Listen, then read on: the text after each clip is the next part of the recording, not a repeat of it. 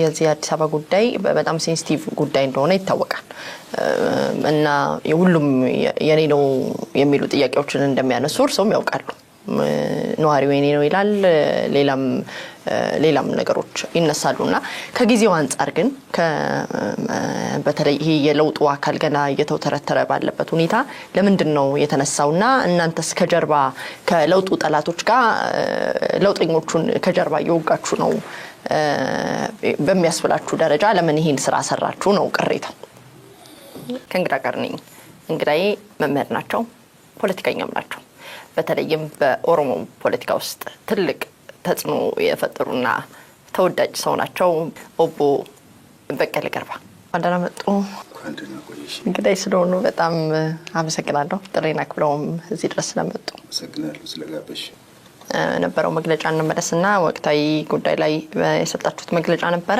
መግለጫው አዲስ አበባንም ነክቷል እና አዲስ አበባ የማን እንደሆነችም አስተዋሳችሁበታል ነገር ግን አንዳንድ ቅሬታዎች አሉት የለውጥ እንቅስቃሴው ገና እየተፈገመገመ ባለበትና ሀገር ባልተረጋጋችበት ሁኔታ ለምንድነው ይሄንን ማንሳት ያስፈልጋችሁ ሚሉ ጥያቄዎች አሉና እሱን እንዲያብራሩ አዎ ይሄንን በሌላ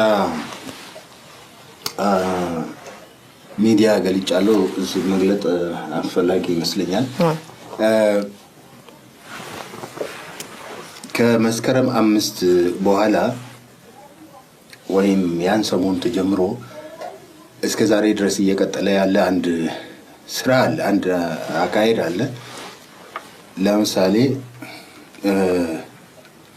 ኦሮሞዎች በሚኖሩባቸው መኖሪያ ቤቶች ውስጥ የድንጋይ ውርጅብኝ የወረደባቸው ከቤት መውጣት የተሳናቸው ምናልባት አዲስ አበባ ውስጥ በመቶ ባይቆጠሩ 50-60 የሚሆኑ ቤቶች ነገም አደባባይ ወጥተው ሊናገሩ የሚችሉ ጎረቤትም ሊናገርላቸው የሚችሉ ሰዎች መኖራቸው ግልጽ ነው ኦሮሞ በመሆናቸው ብቻ ቤታቸው ድንጋይ የተወረወረባቸው ከቤት መውጣት ያልቻሉ ማለት ነው የቤተሰቡ አባሎቻቸው ውጪ እስኪያድሩ ድረስ ማለት ነው ሌላ የኦሮሞ ባህል ልብሶችን የሚሸጡ መደብሮች ተዘርፈዋል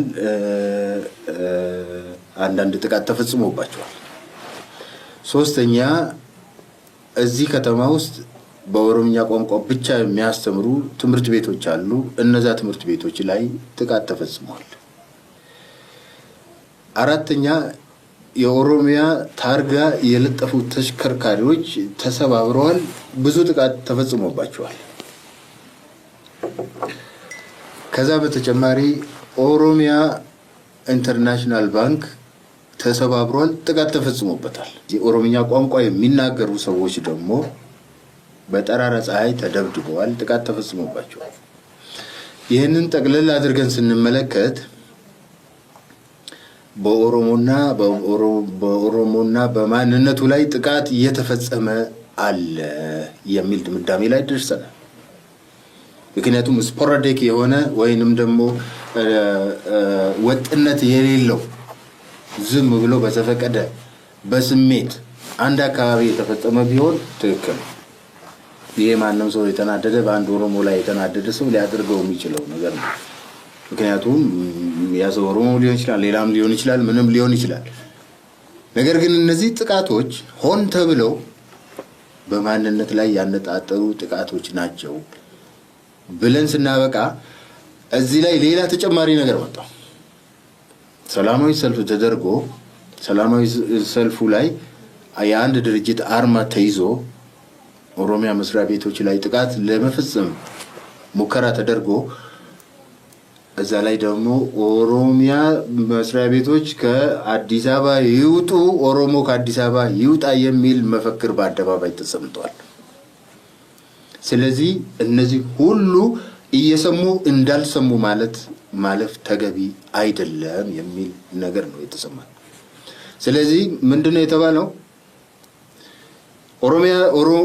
አዲስ አበባን ወደ ኋላ መለስ ብለን ብናይ ምን ነበረች የዛሬ ቅርጿን ሳትይዝ በፊት የዛሬ 100 ዓመት 120 ወይ 130 ዓመት አዲስ አበባ ምን ነበረች የማን መኖሪያ ነበረች የሚለውን ነገር ማስገንዘብ አስፈላጊ ሆኖ ታየ። ስለዚህ እንደውም ኦሮሞ ከዚህ ከተማ ይውጣ የምትሉት ይሄ ከተማ እኮ የጥንት የኦሮሞዎች መኖሪያ የነበረ ስፍራ ነው። ይሄ ዛሬ ያለውም ሰው ነገ ያለውም ሰው ሊያውቅ ይገባል ሊሰማው ይገባል የሚል እምነት ነው ያደረበት። ትክክልም ነው ያምናለሁ። አሁንም ቢሆን ማለት ነው ሊያውቅ ወቅቱን ለምን በዚህ ወቅት ተጠቀማችሁ? ሊወጣ የሚችል ማን ነው? ይውጣ ሊልስ የሚችለው ማን ነው ብሎ መናገር አስፈላጊ ነው። ይውጣ ኦሮሞ ከአዲስ አበባ ይውጣ ማለት ምን ማለት ነው?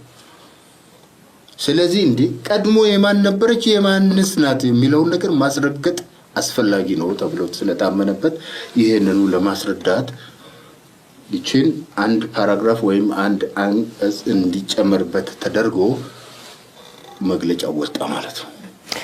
መግለጫው ላይ የዚህ አዲስ አበባ ጉዳይ በጣም ሴንሲቲቭ ጉዳይ እንደሆነ ይታወቃል እና ሁሉም የኔ ነው የሚሉ ጥያቄዎችን እንደሚያነሱ እርሶም ያውቃሉ። ነዋሪው የኔ ነው ይላል፣ ሌላም ነገሮች ይነሳሉና ከጊዜው አንፃር ግን በተለይ ይሄ የለውጡ አካል ገና እየተውተረተረ ባለበት ሁኔታ ለምንድነው የተነሳውና እናንተስ ከጀርባ ከለውጡ ጠላቶች ጋር ለውጠኞቹን ከጀርባ እየወጋችሁ ነው በሚያስብላችሁ ደረጃ ለምን ይሄን ስራ ሰራችሁ ነው ቅሬታው? ይሄ ነገር አሁን ሊታወቅ የሚገባው ከለውጡ ጋራ ምንም የሚያገናኝ ነገር የለው። ጊዜው ያመጣው ነገር ነው። ይሄ ጊዜ እንዲመጣና ይሄ ትንኮሳ እንዲመጣ ያደረገ ደግሞ አለ ባዮች ነን። ይውጣ ማለት ሪስፖንድ እንዲያደርግ ነው፣ መልስ እንዲሰጥ ነው። ኦሮሞ መልስ እንዲሰጥ ተፈልጎ ነው። ይውጣ አንቺ ቤተሰቦችሽ እናት አባትሽ አያቶችሽ አቆዩልሽ ቤት ውስጥ አንድ ሰው መጥቶ ወጪ ከዚህ ብትባይ ምን ልትይ እንደምትይ መገመት ያስፈልጋል። ይሄንን ሰው ላይ ሲደርስ ሳይሆን በራሳችን ላይ ደርሶ ብናየው ምን ልንሆን እንደምንችል ማሰብ ያስፈልጋል።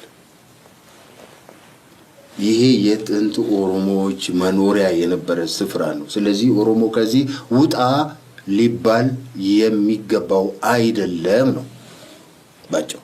ስለዚህ ይሄንን ያስነሳው ማን ነው? በፈክሩን ይዞ የወጣው በፈክሩን አስይዞ ያስወጣው ክፍል ነው። ማን ነው? ይሄ ያውቀዋል። ተመልካቾቼ ያው ስለማያውቁት እኔም አላውቀውም። ተመልካቾቼ ምክንያቱም አርማ ነበረው። አድማጮች ሰላማዊ ሰልፈኞቹ አርማ ይዘዋል። አርማውን ማን እንደሚይዘው ይታወቃል። ከአርማው ጋር የተያዙ ከዛ በፊት የተነገሩ ንግግሮችም አሉ። ባንኮች በዘር ተደራጅተዋል። ትምህርት ቤቶች በዘር ላይ ተመስርተው እየተሰሩ ነው። ስለዚህ ይሄንን ልንታገለው ይገባል የሚሉ በዛን ሰሞን እንዲህ አይነት ፕሮፓጋንዳ ነበር። አስፈላጊ ከሆነ ይሄም የሚወጣ ነው ማለት ነው። ወደፊት ሁሉን ነገር መናገር አስፈላጊ ባለመሆኑ ነው። እከሌ ነው የተናገረው ማለት አስፈላጊ ባለመሆኑ ነው። ተናገር ካልሽ ልናገረው ይችላል። ይናገሩ። ምክንያቱም ይሄ ፕሮግራም ምንም የማንፈራበት ነገሮችን ወደ አደባባይ የምናመጣበት በዚህም ወደ አደባባይ በመምጣቱም ሊመጣ ያሉትን ነገሮች ሁሉ ልንቀበል የተዘጋጀንበት ስለሆነ ይናገሩ። ሰው ላይ አሁን እዚህ ማስረጃ መሆን አልፈልግም። ምክንያቱም ይሄ በማስረጃነት ሊቀርብ የሚችል ነገር ስለሆነ ማለት ነው። አንድ ቀን ይሄ ከተማ ወይም ይሄ ሀገር ወደ ሌላ ችግር ወደ ከፋ ችግር አይበለውና የሚሄድ ከሆነ እነዚህ ነገሮች ሁሉ ተደማምረው እየተገነቡ የመጡ ነገሮች ከየት መጥተው የት እንደደረሱ ማፈላለግና ስራቸውን ማግኘት አስፈላጊ ይሆናል። ስለዚህ ይሄ በዛን ሰዓት ይፋ መሆኑ ግድ ነው። ነገር ግን ህዝብ ተሰብስቦ ትምህርት ቤቶች በዘር ላይ ባንኮች በዘር ላይ ተመስርተዋል ተብሎ 2 ቀን ሳይሞላ ትምህርት ቤቶችም ላይ ባንኮችም ላይ ጥቃት ተፈጽሟል። ስለዚህ ተንኳሹ ማን ነው ይሄንን የጀመረው የሚለው ነገር አሁንም ብናቆየው መልካም ነው። አሁንም እንዳልኩት ያቺን ጉዳይ አገር ከመርዳት አንፃር ለምንድን ነው ትንሽ ጊዜ ያልገፋችሁት? ያው እንቅስቃሴውንም እንዳያደናቀፈው ምንም እንኳን እንዳሉት ስሜቱ ቢኖርም ከታሪክ አንፃር ነገሮች ተመርምረው መስማማት ላይ መድረስ ይቻል። አሁን ባለው ባልተረጋጋ ሁኔታ አሁንም ለምን አልታገሳችሁም? ብዙ ዘመን ታገሳችሁ አልነበረም ወይ? ጥቃት እየተፈጸመ አሁንም ትምህርት ቤቶች እየተሰበሩ አሁንም ተሽከርካሪዎች እየተሰበሩ አሁንም ሰዎች በቋንቋቸው ከተማው ውስጥ በቋንቋቸው እየተግባቡ መሄድ በማይችሉበት ሁኔታ አሁንም ኦሮሞ ከከተማው ይውጣ እየተባለ ባለበት ሁኔታ ከዚህ በላይ ታገሱ ማለት ተው ማለት ነው። እንደዚህ አይነት ፍትህ የዘገየች ፍትህ እንደ ጠፋች ትቆጠራለች እና መታወቅ አለበት። ይሄ መታወቅ አለበት። ለማሳወቅ ነው ለማስጠንቀቅ ነው መግለጫው? ማስጠንቀቅ አይደለም። ምክንያቱም ማንም የማስጠንቀቅ አቅም የለውም። አስፈላጊም አይደለም። ግን እውነቱን መረዳዳት ያስፈልጋል።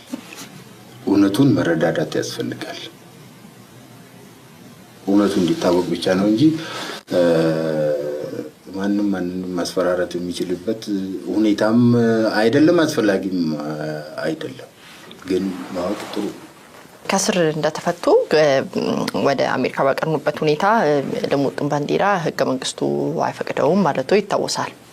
እስቲ ከህገ መንግስቱ ያሉትን ነገር ይንገሩኝ። ምን ህገ መንግስቱ አንቺም ያነበብሽ ነው፣ እኔም የማውቀው ነው፣ ኢትዮጵያ ህዝብ የሚያውቀው ነው። ኢትዮጵያ ህዝብ ባንዲራ ሰንደቅ ዓላማ የሚል ሰንደቅ ዓላማው ቀለሙ ምን እንደሆነ፣ ወርዱ ምን ያህል እንደሆነ፣ ቁመቱ ምን ያህል እንደሆነ፣ ቀለሙ ምን ያህል እንደሆነ፣ መደቡ ምን እንደሆነ ግልጽ ተቀምጧል። እኔ እዚህ ሀገር ውስጥ በመኖርበት ጊዜ እንደ ፖለቲካ ፓርቲ መሪም ሆነ አባል በመንቀሳቀስበት ጊዜ እንደ ዜጋም በመንቀሳቀስበት ጊዜ አሁን አገሪቱ ያላትን ህገ መንግስት አክብሬ ነው። ምናልባት ላልስማማ እችላለሁ፣ በባንዲራው ከለርም በባንዲራው ሳይዝም ላልስማማ እችላለሁ።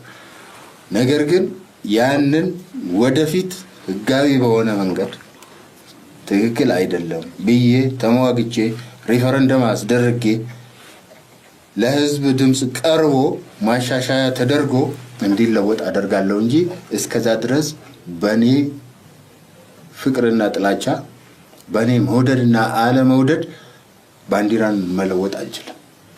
በዚህ ምክንያት የኢትዮጵያ ልሙጡን ባንዲራ ብቻ አይደለም ሌሎቹንም ባንዲራዎች ያን ጊዜ ብዙ ባንዲራዎች ነበሩ እና ሁሉንም ባንዲራዎች ነው አቮይድ ያደረኩት።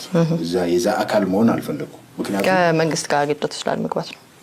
ግጭት ውስጥ ላለመግባትና ያሉትን ስርዓቶች ለማክበር ነው። ግጭት ውስጥ ላለመግባት ሳይሆን ህግ ለማክበር ነው። ህግ ካላከበርኩ እጠየቃለሁ። ህግን ማክበር አለብኝ። ህግን ደግሞ በህጋዊነት ነው መሻር ያለብኝ እንጂ በህገ ወጥነት ህግን ማፍረስ አልችልም። በዛው በአሜሪካ ህግ የጣሱበትን ቦታ ደግሞ ላስቀምጥ ነው። እኔ ባንዲራውን አልቀበልም ብለዋል። ምክንያቱም ህግ እንዳይጥሱ ብለው ነው። በሳቱ ግን ህግ ጥሰው ከኦሮሞ ሚዲያ ኔትወርክ ጋር እንግዳ ሆነው ቀርበዋል። በሳቱ በአሸባሪነት የተፈረጀ የቴሌቪዥን ቻናል ነበረ፣ ኢሳትንም ጨምሮ። ይህን እንዴት ያዩታል? ህግ ጥሰዋል። ከዛ በፊትም ለምሳሌ በኦሮሚያ ሚዲያ ኔትወርክ ከዛ በፊትም ቀርቤያለሁ። በኢሳትም ቀርቤያለሁ። በኢሳት ላይ ቀርቤ በኦሮሚያ ሚዲያ ኔትወርክ ላይም ቀርቤ የሰጠኋቸው ቃለ መጠይቆች በፍርድ ቤት ማስረጃ ሆነውብኝ ቀርበውብኛል። ማስረጃ ሆነው ከቀረቡ በኋላ አያስከስሰውም ብሎ ፍርድ ቤቱ ውድቅ አድርጎታል። ስለዚህ ተፈቅዷል ማለት ነው። ፍርድ ቤቱ ውድቅ አድርጎታል። ለሁለቱም ሚዲያዎች የሰጠውትን ኢንተርቪው ህገወጥ አይደለም ብሎ ፍርድ ቤቱ ውድቅ አድርጎታል። ስለዚህ ዳግመኛ ያንን ባደርግም ምንም ችግር የለውም ማለት ነው። እርሶ ህግ አከብራለሁ እያሉኝ ግን ህጉን አሁንም እየተጣረሱ አልነበረም ወይ እያልኩት ነው። ምክንያቱም ስለ ወርልድ ኦሮሚያ ሚዲያ ኔትወርክ ከሆነ የጥያቄ በሰዓቱ አሸባሪ ተብሎ ስለተፈረጀ አሸባሪ ተብሎ መፈረጁን አላውቅም። እኔ ኦሮሚያ ሚዲያ ኔትወርክ አሸባሪ ኦነግ አሸባሪ ተብሎ መፈረጁን አውቃለሁ። ግንቦት ሰባት አሸባሪ ተብሎ መፈረጁን አውቃለሁ። እነዛ ሚዲያዎች እንደዛ ተብሎ መፈረጃቸውን አላውቅም። ኢሳትና ይባል የነበረው የነሱ ሚዲያዎች ናቸው ተብሎ በተለምዶ ይነገር ነበርና ከዛ በኋላ ፍርድ ቤቱ ግን ያ እንዳልሆነ አረጋግጦልኛል። ስለዚህ አሁን ዳግመኛ ያንን የሚፈራበት ምንም ምክንያት አልነበረም። ኢሳትም ስላልጠራኝ ነው እንጂ ሄጄ ስላልጋበዘኝ ነው እንጂ መግለጫ መስጠት ይችል ነበር። ነገር ግን ምናልባት የኦነግ ባንዲራም ይሁን የግንቦት ሰባት ባንዲራም ቢሆን መጥተው ቢያለብሱኝ ግን ለመልበስ ፈቃደኛ አልነበርኩም። በወቅቱ ህጋዊ አልነበሩም እና ለማለት ነው። ስለዚህ ልሙጥ ለሆነው ባንዲራ ኦቦ በቀለ ጥላቻ አላቸው የተባለው እውነት ነው ውሸት ነው? ጥላቻ አይደለም። ህግ ማክበርና ጥላቻ የተለያየ ነው። ይሄንን ከዚህ በፊትም ተናግሬያለሁ። አዎ ያንን ባንዲራ አሁን ካለው ባንዲራ የበለጠ እኔ ትልቅ ሰው ነኝ፣ እድሜም ገፋ ብለዋል። ከልጅነት ጀምሮ ይዤ ያደግኩት ባንዲራ ስለመሆኑ ሰንደቅ ዓላማ ሲሰቀል ጠዋትና ማታ ሲወርድ ስናይ ሲውለበለብ የነበረ መሆኑ፣ ሰልፍ ስንወጣ ምን ስናደርግ የነበረ መሆኑ ያንን ሁሉ ገልጫለሁ። ደርሶ በአንድ ጊዜ ሊጠላ የሚችልበት ሁኔታም የለም። ነገር ግን ህጋዊ አይደለም ከተባለ እኔ ህጋዊ መስመር ውስጥ ለመግባት መንግስት ህጋዊ አይደለም ያለውን ነገር አቮይድ ማድረግ አለብኝ እንደ ፖለቲከኛ። ያንን ያደረኩት ያንን ባንዲራ ብቻ ሳይሆን ሁሉንም ባንዲራዎች ነው አቮይድ ያደረኩት ያልተቀበልኩት ማለት ነው እንጂ ጥላቻ አይደለም። ይሄ እንዲህ አይነት ድምዳሜዎች ናቸው አሁን ችግር እየፈጠሩ የሚሄዱት። አንቺ ስለምትወጂው ነገርና ስለምትጠይው ነገር ሰው ሊነግርሽ ይፈልጋል። ይሄን ትጠይዋለሽ ሊል ይፈልጋል። አንቺን የሆነ ያህል ወይንም አንቺን ካንቺ የበለጠ የሚያውቅ ያህል ሰው ሊነግርሽ ሲፈልግ ትልቅ ስህተት የሚሆነው እዛ ላይ ነው። ጥላቻዬንና ፍቅሬን ማወቅ የሚችል ማንም ሰው የለም። ህጋዊነትና ህገወጥነትን ግን የቲም ለማ ስብስብ የሚባለውን እንዴት ያውታል? እነዚህ ሰዎች ከኦሮሞ ማህፀን ውስጥ ወጥተው በመላው አገሪቱ ተወዳጅነትን ያተረፉ ሰዎች ናቸው። ኢትዮጵያዊነት ሱስ ነው እስከ ማለት ድረስ ደርሰዋልና ቲሙን እንዴት ያውታል? ኢትዮጵያዊነት ሱስ ነው የሚለውንስ ቋንቋቸው መልካም ሰዎች ናቸው። በአጠቃላይ ጥሩ ፖለቲከኞች ናቸው። ማንም ሰው ማንም መሪ ማረገውን ያደረጉ ሰዎች ናቸው። ነገ ሊነሳባቸው የሚችሉትን ሁሉ ከእስር ቤት ያስፈቱ ሰዎች ናቸው። ለዛም መስዋዕትነት የከፈሉ ሰዎች ናቸው።